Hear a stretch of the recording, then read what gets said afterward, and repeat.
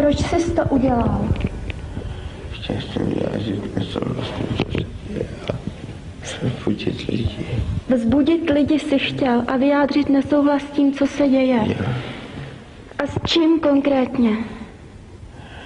Zapálit se. Zapálit se. Vy jste se tak dohodli s někým? Jo. S kým, Honzi? No tak to už je moje věc. Já vím, že jo. Ale je vás víc? Je. No a jak to bylo? Jak to je? Co? Mně si říká před chvílí, že vás bude víc. To si nejsem vědom. Je Prosím? možný, že nás bude víc, ale A všichni to udělají tak jako ty? co já nevím. A nevíš, kolik vás bude? Nevím. Co myslíš, Honziku, a nemělo by se to těm druhým aspoň trochu překazit? Co říkáš? Proč?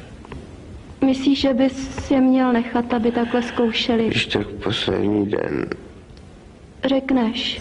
Až no říkám, že podali to možnost. Proto tak zaujmou vedoucí představitelé státu a strany stanovisko.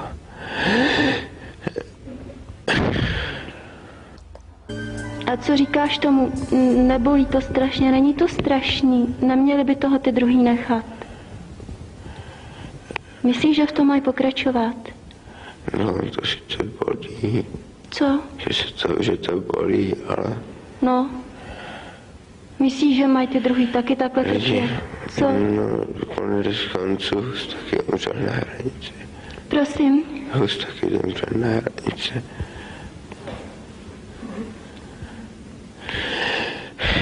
A vy jste rozhodnutí všichni taky takhle?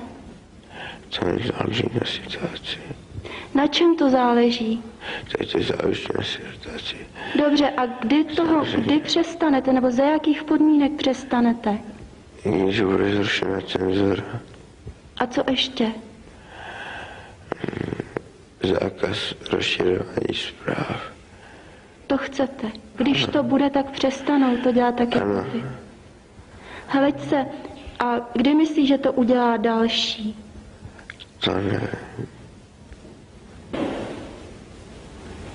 To nevíš, Honzo, nebo nesmíš to říct.